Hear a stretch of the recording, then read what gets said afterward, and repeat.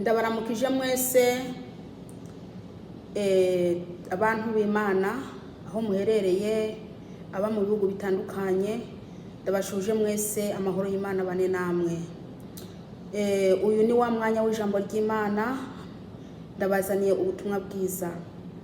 Ni ubutumwa buri mu gitabo cyanditswe na Matayo igice 5 ku murongo wa 7. Yesu nashimwe cyane. Hahirwa abagira imbabazi kuko aribo bazozigirirwa. Yesu nashimwe. Uyu ni umurongo umwe wonyine nashaka ngo dusangire. Hahirwa abagira imbabazi kuko aribo bazazigirirwa. Yesu nashimwe cyane bene data nshuti z'umusaraba. Iri ni ijambo ry'Imana.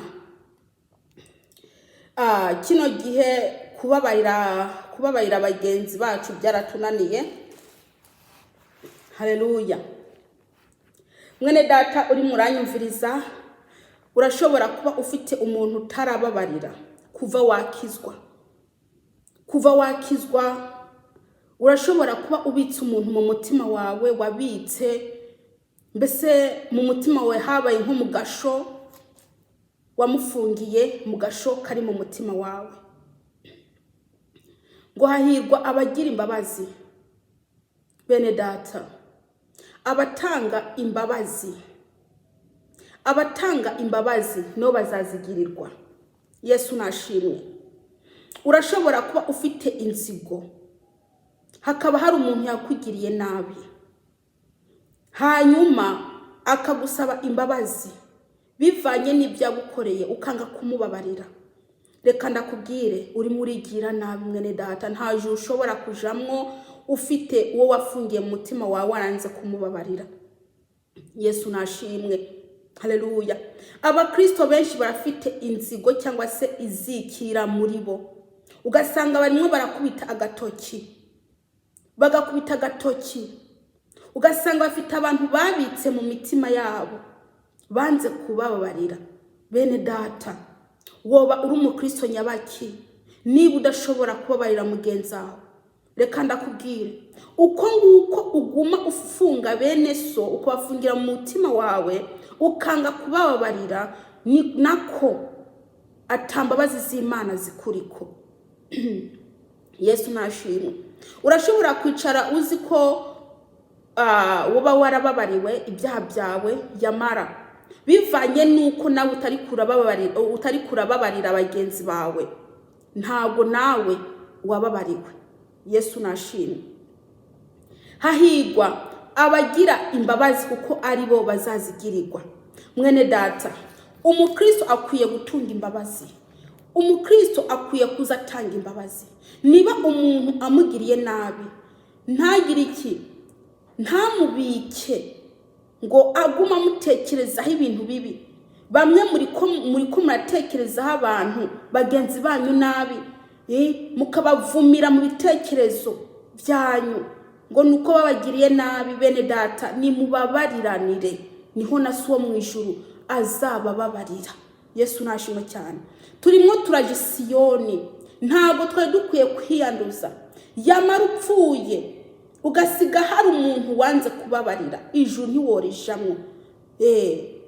Nta juru wajamwo kubera ko nawe wanze gutanga imbabazi. Yesu nashimwe cyane. Haleluya. Inzigo rero zuzuye mu bakristo, inzigo zuzuye mu baririmbyi, inzigo zuzuye mu bakozi b'Imana, inzigo zuzuye mu bantu bavuga ko bamenye Imana. Bene data biragoye. Nta kuntu wo kwanga kubabarira mugenzi wawe ngo nawe wicara uzi ko Yesu yakubabariye. Ntabwo yakubabarira nawe utababarira mugenzi wawe. Murakora ibyaha mukagenda gusaba Imana imbabazi, ariko mugenzi wawe yakosa akaza kugusaba imbabazi ukazimwima, nawe ukicara ugira ngo Yesu nawe azaziguha. Mwene data, nimubohorane, mureke kubohana. Muri abagenzi barimo baraja mu ijuru. Mwari mukwiye kubohora abagenzi banyu, mukareka kubashirako imigozi. Yesu nashimwe cyane. Mukobwa, barashobora kuba barakubabaje. Wa musore mwajyamana nawe utarakira agakiza, akagutera inda maze akayihakana, yarakubabaje, by'ukuri yarakubabaje, ariko none ubu waronse agakiza, wamubabariye. Ni kubera iki uguma umubitse mu mutima wawe? Ni kubera iki uguma umwiyumviraho nabi? Bene data, nimubohorane, ni naho no mu ijuru bazakubohora.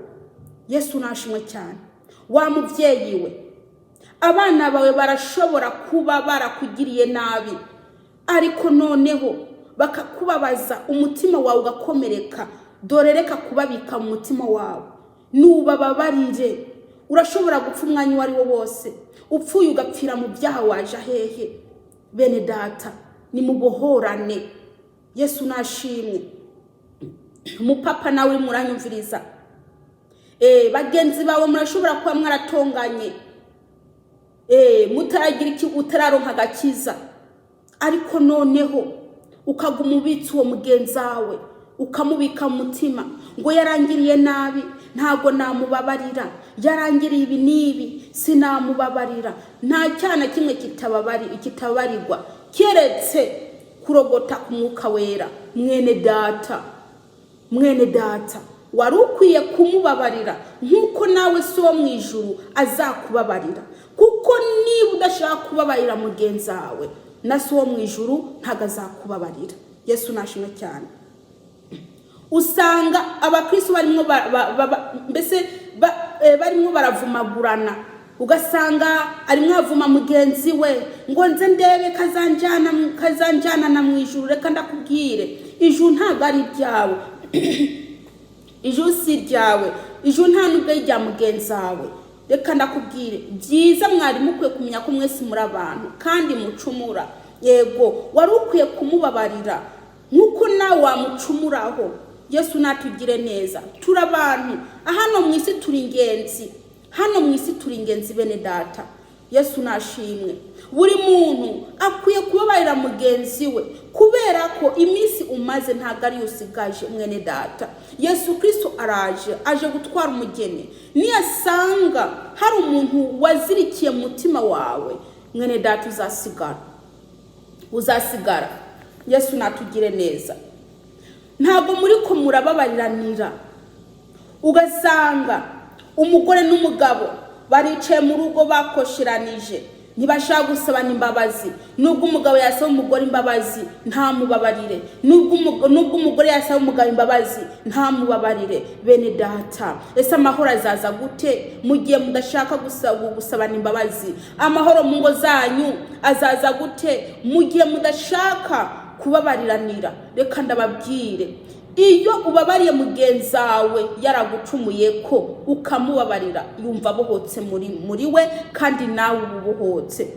Yesu natugire neza.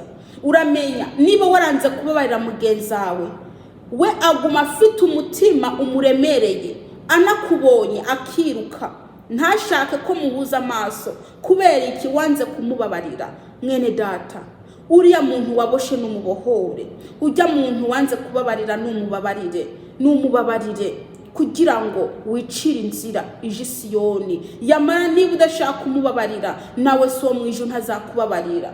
Yesu natugire neza. Mwebwe rero murabohanye, ntago mushaka kubohorana, murabohanye. Imitima yanyu yuzuye abantu mwaboshe, mwafungiye mu mitima yanyu, muguma mubitotombera. Abakristo ntago bari bakwiye kwitotombera bagenzi babo. Abakristo ntago bari bakwiye kubohana.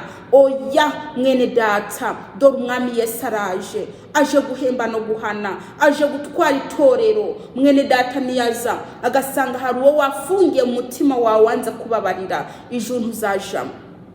Yesu natugiye neza. Nimubabariranire, niho na so mu ijuru azabababarira. Yesu nashimwe cyane. Haleluya. Mukwiye kumenya ko mwese muri abantu kandi muri ko muraje Siyoni. Abantu barimo baraje Siyoni bose ntago bari bakwiye kugira iki, kubohana. Hariho n'uwundi muntu atabazi Yesu Kristo, ataramenya Kristo, ariko akaba yaragucumuye ko. Mubabarire, nubwo ataraza gusaba imbabazi, gwiza imbabazi umubabarire. Yamani mudashaka mubabarira mwene data, nta juru ufite. Haleluya.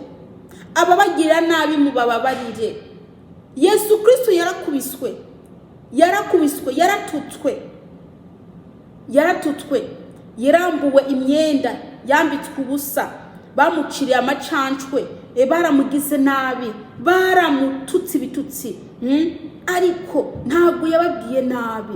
Bene data, dukwiye kugera ikirenge mu ca Yesu nashimwe. Rero abana b'Imana ntabwo twari dukwiye kugira inzigo, ntabwo twari dukwiye kuboha abantu mu mitima, twari dukwiye kugira imbabazi, tukababarira abagenzi bacu bacumuye ko. Mwene data, ashobora kuba ufite umuntu wanze kubabarira, dore numubabarire. Guhera uyu munsi numurekure, uvuga ati ndakubabariye, ntabwo nzongera kukubika mu mutima wanjye. Yesu Kristo nakugire neza. Wewe mwene data, urashobora kuba ubabaye igihe kirekire, dore nureke kubika inzigo, nuyigira ikintu yivanemo, usabe Imana imbabazi. Haleluya. Nuwo muntu waboheye muri wowe umurekure yidegembye. Yesu nashimwe cyane. Turimo turagisiyoni, ntabwo wari ukwiye gukurura bagenzi bawe ubabohera mu mitima.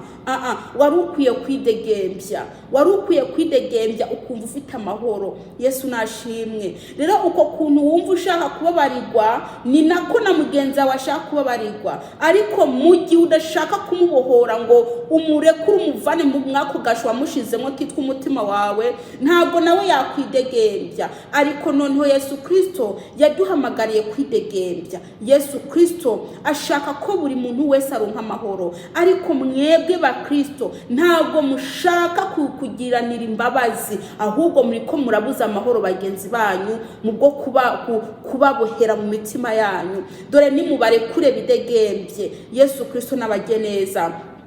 Tugiye gusenga Imana. Mwene data muranyumviriza, iyi ni video yawe. Urashobora kubuza umuntu waboheye mu mutima wawe, numurekure maze umubabarire, na so mu ijuru akubabarire. Yesu nashimwe cyane. Nubwo yaba ataramenya Imana, akaba yaragucumuye ko, dore ntaramenya Imana, wewe ndumubabarire. Yesu natugire neza. Dukwiye kumenya ko mu mitima yacu dukwiye kugira iki kurekura abantu twaboheye mu mitima yacu. Yesu nashimwe cyane. Rekura uwo muntu wafungiye aho ngaho, uwo mukobwa yaguhemukiye, wa musore we, numurekure, numuvane mwaho gaje ku mutima wawe. Wa mama we, uwo muntu yaguhemukiye, numufungure, umukure mu uwo mutima wawe. Yesu Kristo nabagire neza. Wa mupapa we, uwo muntu yaguhemukiye, numukure mu mutima wawe, nufungura ku gasho ariko mutima wawe, maze yidegembye, nawe ubwawe widegembye, nawe ubwawe wironkera amahoro. Haleluya. Bene data, mukwiye kubaho muzi ko Yesu Kristo aje gutwara umugeni. Rero mukwiye kureba ko mwamuri ko murakora akantu kariko kose kabaza Kristo, cyangwa se katuma mutaja mu ijuru, maze mukakagira iki, mukakareka. Haleluya. Ino mibiri twambaye ni inzu y'Umwuka Wera, kandi uwonona uyinzu y'Umwuka Wera Imana izamutsemba. Reka ndababwire ngo mwari mukwiye kugira iki, mwari mukwiye kubohorana, maze Imana nayo ikababohora. Yesu Kristo ntabwo icyubahiro. Dusenga Imana. Data wa twese uri mu ijuru, ndagushimiye kubw'iyi message. Ndakwinginze uyiherekeze igende mu mitima y'abantu, ni mu izina rya Yesu Kristo. Amen. Umwami Yesu nabaha umugisha. Bye bye.